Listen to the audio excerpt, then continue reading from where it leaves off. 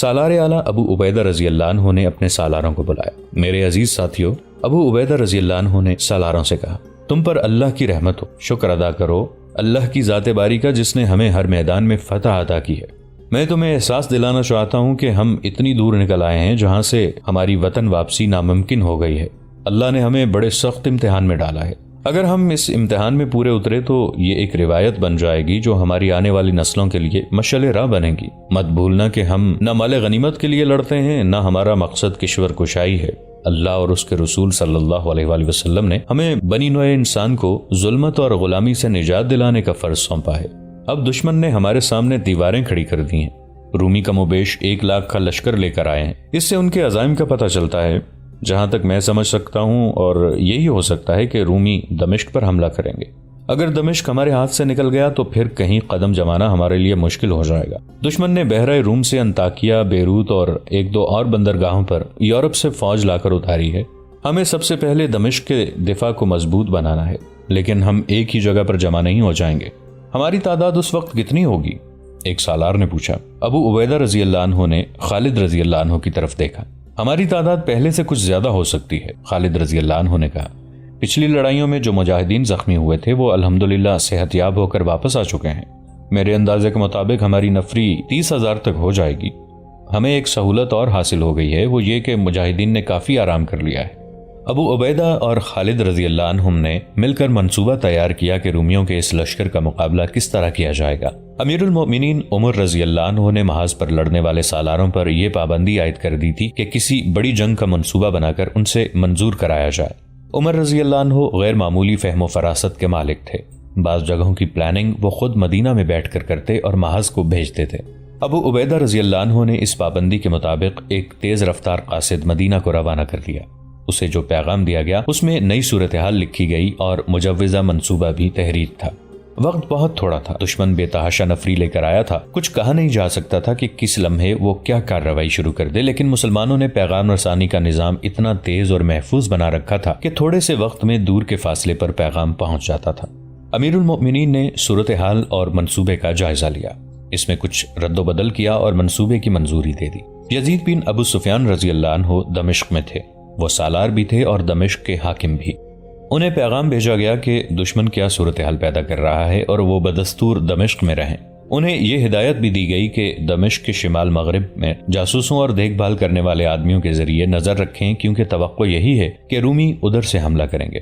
سالار شرجیل رضی اللہ عنہ بن حسنہ اپنے دستوں کے ساتھ اس علاقے میں تھے جس میں بیسیان اور مخل واقع تھے۔ خلیفہ عمر رضی اللہ عنہ نے خاص طور پر لکھا تھا کہ سالار شرجیل رضی اللہ عنہ کو اس جنگ کے لیے سالار مقرر کیا جائے جس کی رومی تیاری کر کے آئے ہیں۔ خالد رضی اللہ عنہ کو اس فوج کے ہراول دستے کی سالاری سونپی گئی تھی۔ جنوری 635 عیسوی کے دوسرے ہفتے میں ان دستوں نے، جن کی تعداد تقریباً 30,000 تھی، کوچ کیا۔ انہیں جسیان سے کچھ دور فہل کے مقام تک پہنچنا تھا۔ یہ دستے جب فہل پہنچے تو دیکھا کہ وہاں رومی فوج نہیں تھی۔ وہاں روم کی پوری فوج کو نہیں ہونا چاہیے تھا۔ خبر ملی تھی کہ چند ایک دستے وہاں موجود ہیں، لیکن یہ دستے جا چکے تھے۔ وہاں کے مقامی لوگوں نے بتایا کہ رومیوں کے دستے بیسان چلے گئے ہیں، جہاں ان کے پورے لشکر کا اجتماع ہے۔ مسلمان آگے بڑھنا چاہتے تھے، لیکن دریا کے دونوں طرف دور دور تک دلدل تھی جس میں سے گزرنا ممکن نہیں تھا۔ بعض مورخوں نے لکھا ہے کہ یہ دلدل دریا کے دونوں کناروں سے لے کر 1-1 میل دور تک پھیلی ہوئی تھی۔ یہ علاقہ سطح سمندر سے کئی 100 فٹ نیچے ہے اور وہاں اس دور میں نشیب زیادہ تھا۔ دیکھا گیا کہ وہاں دریا کے کنارے ٹوٹے ہوئے نہیں تھے، پھر بھی یہ پانی کہاں سے آ گیا ہے جس نے اس نشیبی علاقے کو دلدل بنا ڈالا تھا؟ کچھ دور اوپر جا کر دیکھیں، ایک مقامی آدمی نے بتایا۔ فہل میں رومی فوج کے دستے رہتے تھے، وہ یہاں سے چلے گئے۔ اوپر کی طرف جا کر انہوں نے دریا میں پتھروں کا بند باندھا اور دونوں کنارے توڑ دیے۔ اس طرح اوپر سے یہ پانی یہاں آ کر جمع ہو گیا اور پھیلتا چلا گیا۔ رومیوں نے مسلمانوں کو روکنے کا بڑا سخت انتظام کیا تھا۔ رومیوں نے غالباً یہ سوچا تھا کہ مسلمان صحرا میں یا میدان میں چلنے اور لڑنے کے عادی ہیں اور وہ دلدل میں سے نہیں گزر سکیں گے۔ اگر انہوں نے یہ سوچا تھا تو ٹھیک سوچا تھا۔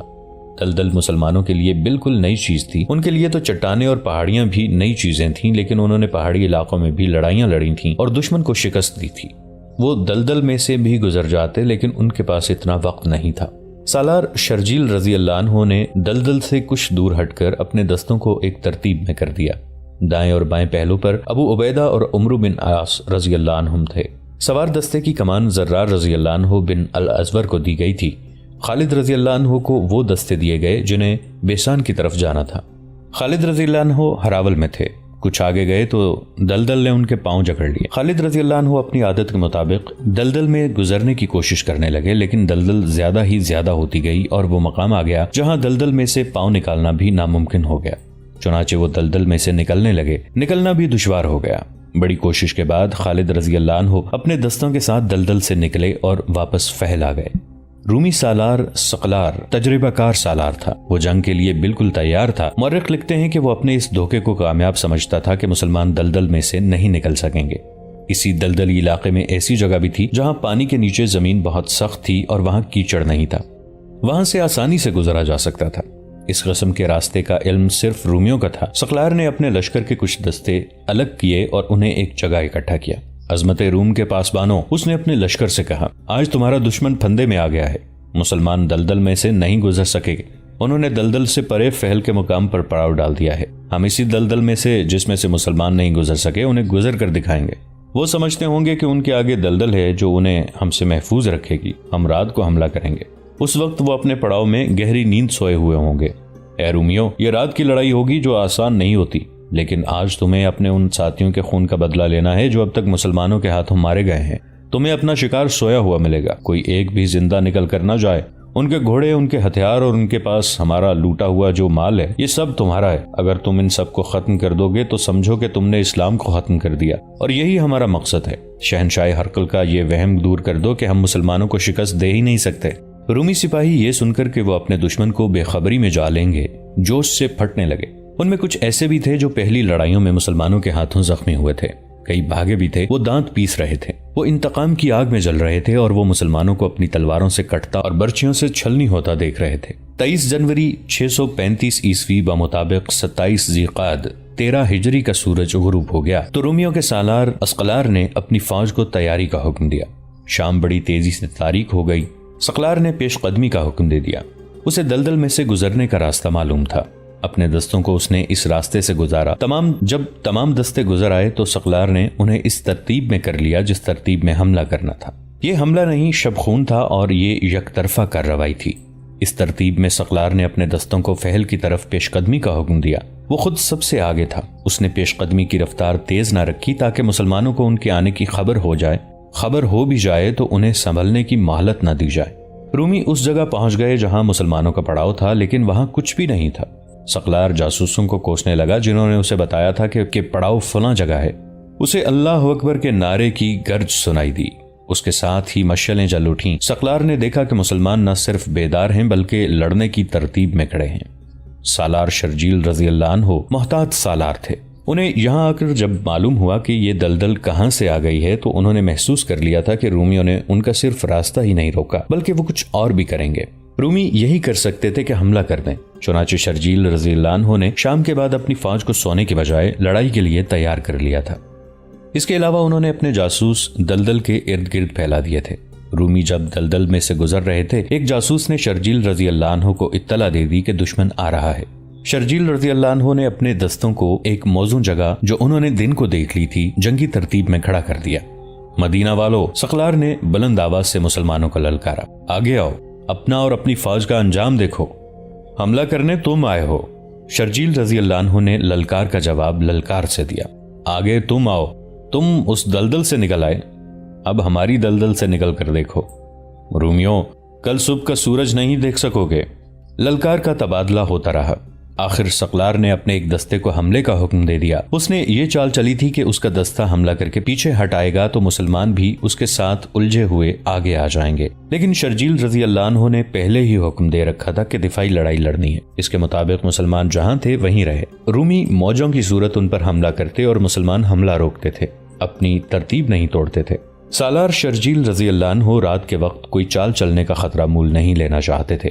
ان کی رفری رومیوں کے مقابلے میں بہت تھوڑی تھی، اسے وہ کارگر انداز سے دن کی روشنی میں ہی استعمال کر سکتے تھے۔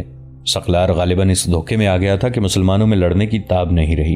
اس خیال سے اس نے موج در موج حملوں میں اضافہ کر دیا، لیکن مسلمانوں نے اپنی صفوں کو ٹوٹنے نہ دیا۔ وہ آگے بڑھ کر حملہ روکتے پھر اپنی جگہ پر آ جاتے۔ رومی ہر حملے میں اپنے زخمی چھوڑ کر پیچھے ہٹ جاتے۔ ایک حملے کی قیادت سقلار نے خود کی۔ وہ اپنے دستے کو للکارتا ہوا بڑی تیزی سے آگے گیا۔ مشعلوں کی روشنی میں مسلمانوں نے رومیوں کا پرچم دیکھ لیا۔ چند ایک مجاہدین رومیوں میں گھس گئے اور سقلار کو گھیر لیا۔ اس کے محافظوں نے اسے اپنے حصار میں لے لیا۔ محافظ بے جگری سے لڑے اور اس دوران سقلار نکلنے کی کوشش کرتا رہا، لیکن وہ اپنے محافظوں کے حصار سے جدر بھی نکلتا تھا مسلمان اسے روک لیتے تھے۔ ایک مجاہد اس مارکے سے دور نکل گیا اور اس نے سالار شرجیل رضی اللہ عنہ کو بتایا کہ اب کے رومیوں کو اتنی جلدی پیچھے نہ جانے دیا جائے، کیونکہ کچھ مجاہدین نے رومیوں کے سالار کو نرغے میں لے رکھا ہے۔ شرجیل رضی اللہ عنہ نے اس اطلاع پر اپنے چند ایک منتخب جانباز رومیوں کے قلب میں گھس جانے کے لیے بھیج دیے۔ تھوڑی ہی دیر بعد مجاہدین کے نعرے سنائی دینے لگے، خدا کی قسم ہم نے رومی سالار کو مار ڈالا ہے، رومیوں اپنا پرچم اٹھاؤ، اپنے سالار کی لاش لے جاؤ رومیوں۔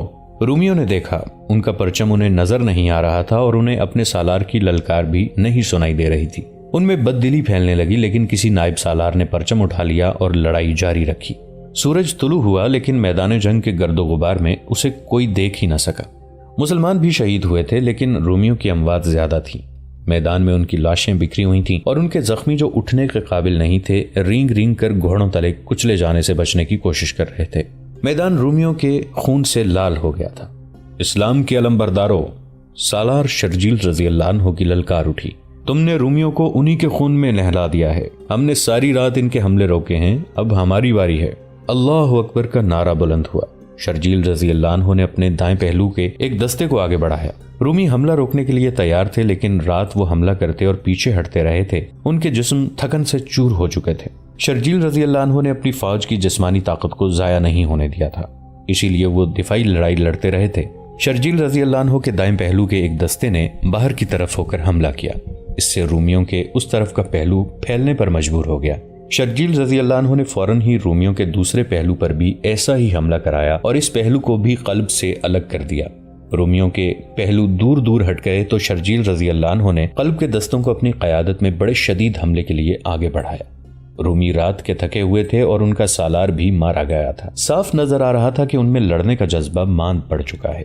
مسلمانوں کے پہلوؤں کے دستے دشمن کے پہلوؤں کو اور زیادہ پھیلاتے چلے گئے۔ اب وہ اپنے قلب کے دستوں کی مدد کو نہیں آ سکتے تھے۔ مسلمانوں کے پہلوؤں کے دستوں کے سالار معمولی سالار نہیں تھے، وہ تاریخ ساز سالار ابو عبیدہ رضی اللہ عنہ اور عمرو بن العاص رضی اللہ عنہ تھے، اور قلب کے چند ایک دستوں کے سالار خالد رضی اللہ عنہ۔ رومیوں کے لیے خالد رضی اللہ عنہ دہشت کا دوسرا نام بن گیا تھا۔ گھڑ سوار دستوں کے سالار زرار رضی اللہ عنہ بن الازور تھے، جو سلطنت روم کی فوج میں اس لیے مشہور ہو گئے تھے کہ وہ میدان میں آ کر خود اور قمیص اتار کر کمر سے اوپر برہنہ ہو جاتے اور لڑتے تھے۔ انفرادی مارکا ہوتا یا دستہ کی کمان کر رہے ہوتے، وہ اس قدر تیزی سے پینترا بدلتے تھے کہ دشمن دیکھتا رہ جاتا اور ان کی برچھی میں پرو دیا جاتا یا تلوار سے کٹ جاتا تھا۔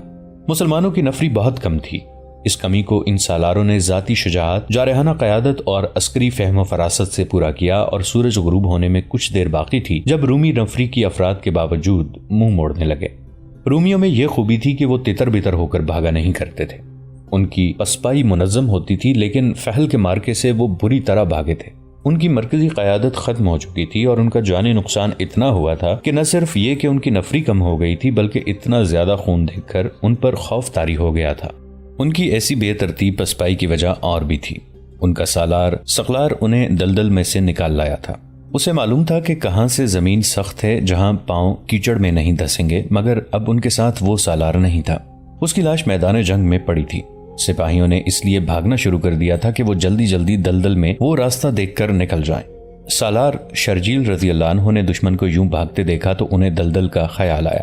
انہوں نے دشمن کے تعاقب کا حکم دے دیا۔ مسلمان پیادے اور سوار نعرے لگاتے ان کے پیچھے گئے تو رومی اور تیز دوڑنے لگے، لیکن دلدل نے ان کا راستہ روک لیا۔ ہڑبونگ اور افراتفری میں انہیں یاد ہی نہ رہا کہ دلدل میں سے وہ کہاں سے گزر کر آئے تھے۔ ان کے پیچھے بھی موت تھی، آگے بھی موت۔ وہ دلدل میں داخل ہو گئے اور اس میں دھنسنے لگے۔ مسلمان بھی دلدل میں چلے گئے اور انہیں بری طرح کاٹا۔ جو رومی دلدل میں اور آگے چلے گئے تھے انہیں تیروں کا نشانہ بنایا گیا۔ دریا کا پانی چھوڑ کر رومیوں نے جو دلدل پیدا کی تھی کہ مسلمان آگے نہ بڑھ سکیں، وہ دلدل رومیوں کے لیے ہی موت کا پھندا بن گئی۔ فحل میں لڑی جانے والی اس مارکے کو ذات الروغہ یعنی کیچڑ کی لڑائی کہا جاتا ہے۔ اس میں سے بہت تھوڑے رومی بچ سکے تھے۔ وہ بیسان چلے گئے تھے۔ اس مارکے میں 10,000 رومی مارے گئے تھے اور جو زخمی ہو کر میدان جنگ میں رہ گئے تھے ان کی تعداد بھی کچھ کم نہ تھی۔ سالار شرجیل رضی اللہ عنہ نے وہاں زیادہ رکنا مناسب نہ سمجھا۔ وہ دشمن کے ساتھ سائے کی طرح لگے رہنا چاہتے تھے تاکہ دشمن پھر سے منظم نہ ہو سکے۔ انہوں نے ابو عبیدہ رضی اللہ عنہ اور خالد رضی اللہ عنہ کو چند ایک دستوں کے ساتھ فہل میں رہنے دیا اور خود باقی ماندہ فوج کے ساتھ آگے بڑھے، لیکن دلدل نے پھر ان کا راستہ روک لیا۔ انہوں نے 2-3 زخمی رومیوں سے پوچھا کہ دلدل سے پار جانے کا راستہ کون سا ہے۔ رومی زخمیوں نے انہیں ایک اور راستہ بتا دیا۔ یہ بڑے ہی دور کا چکر تھا، لیکن دلدل سے گزرنے میں بھی اتنا ہی وقت لگتا تھا جتنا دوسرا راستہ اختیار کرنے میں۔ شرجیل رضی اللہ عنہ نے ابو عبیدہ رضی اللہ عنہ اور خالد رضی اللہ عنہ کو ان دستوں کے ساتھ فہل میں چھوڑ دیا اور دلدل سے دور ہٹ کر اس راستے سے گزر گئے جو رومی زخمیوں نے انہیں بتایا تھا۔ انہیں دریائے اردن بھی عبور کرنا پڑا۔ انہوں نے آگے بڑھ کر بیسان کا محاصرہ کر لیا۔ بیسان میں رومیوں کی خاصی نفری تھی۔ ہرقل نے نفری کے بلبوتے پر مسلمانوں کو فیصلہ کن بلکہ تباہ کن شکست دینے کا انتظام کیا تھا۔ اس کے منصوبے کی پہلی ہی کڑی ناکام ہو گئی تھی۔ فہل کے مارکے کے بھاگے ہوئے رومی چند ایک ہی خوش قسمت تھے جو دلدل سے نکل گئے تھے۔ ان کی پناہ بیسان ہی تھی۔ بیسان کا رومی سالار اس خبر کے انتظار میں تھا کہ اس کے ساتھی سالار سقلار نے مسلمانوں کو بے خبری میں جا لیا ہے اور اب مسلمانوں کا خطرہ ہمیشہ کے لیے ٹل گیا ہے۔ لیکن چوتھی شام بیسان میں پہلے رومی داخل ہوئے۔ زخمی ہونے کے علاوہ ان کی ذہنی حالت بھی ٹھیک نہیں تھی۔ تھکن اور خوف سے ان کی آنکھیں باہر کو آ رہی تھیں۔ ان کے ہونٹ کھلے ہوئے تھے اور وہ پاؤں پر کھڑا رہنے کے قابل بھی نہیں تھے۔ بیسان میں داخل ہوتے ہی انہیں بیسان کے فوجیوں نے گھیر لیا اور پوچھنے لگے کہ آگے کیا ہوا ہے۔ کاٹ دیا، ایک سپاہی نے خوف اور تھکن سے کانپتی ہوئی آواز میں کہا۔ سب کو کاٹ دیا؟ مسلمانوں کو کاٹ دیا؟ ان سے پوچھا گیا۔ نہیں، سپاہی نے جواب دیا، انہوں نے کاٹ دیا، کیچڑ نے مروا دیا۔ اس کے ساتھ کچھ اور سپاہی بھی تھے۔ ان کی جسمانی اور ذہنی حالت بھی اس سپاہی جیسی تھی۔ انہوں نے بھی ایسی ہی باتیں سنائی جن میں مایوسی اور دہشت تھی۔ ان کی یہ باتیں اس رومی فوج میں پھیل گئیں جو بیسان میں مقیم تھی۔ اس فوج میں ایسے سپاہی بھی تھے جو کسی نہ کسی مارکے میں مسلمانوں سے لڑ چکے تھے۔ انہوں نے فعل سے آئے ہوئے سپاہیوں کی باتوں میں رنگ آمیزی کی۔ اس کا اثر رومیوں پر بہت برا پڑا۔ میں کہتا ہوں وہ انسان ہی نہیں، ایک سپاہی نے مسلمانوں کے متعلق کہا۔ ہماری فوج جہاں جاتی ہے مسلمان وہاں جیسے اڑ کر پہنچ جاتے ہیں، ان کی تعداد ہم سے بہت کم ہوتی ہے، ایک اور سپاہی نے کہا۔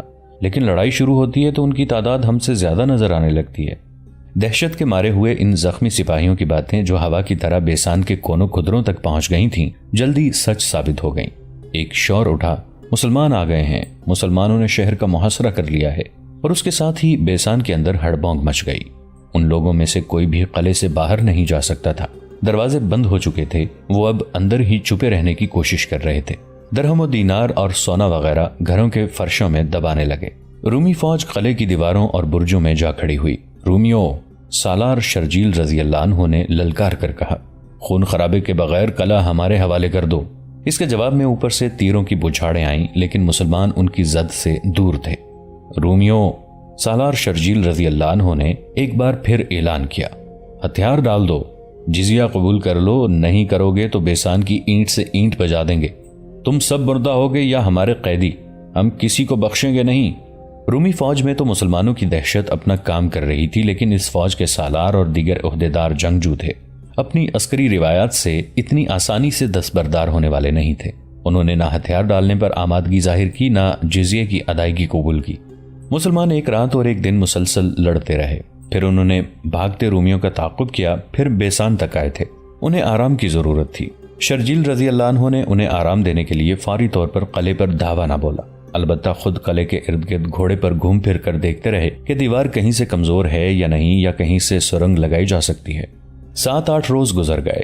رومی خوش فہمی میں مبتلا ہو گئے کہ مسلمان قلعے پر ہلہ بولنے کی ہمت نہیں رکھتے، لیکن رومی سالار یہ بھی دیکھ رہا تھا کہ اس کی اپنی فوج کی ہمت ماند پڑی ہوئی ہے۔ اس نے اپنی فوج کے جذبے کو بیدار کرنے کے لیے یہ فیصلہ کیا کہ وہ باہر نکل کر مسلمانوں پر حملہ کر دے اور قلعے کی لڑائی کا فیصلہ قلعے سے باہر ہی ہو جائے۔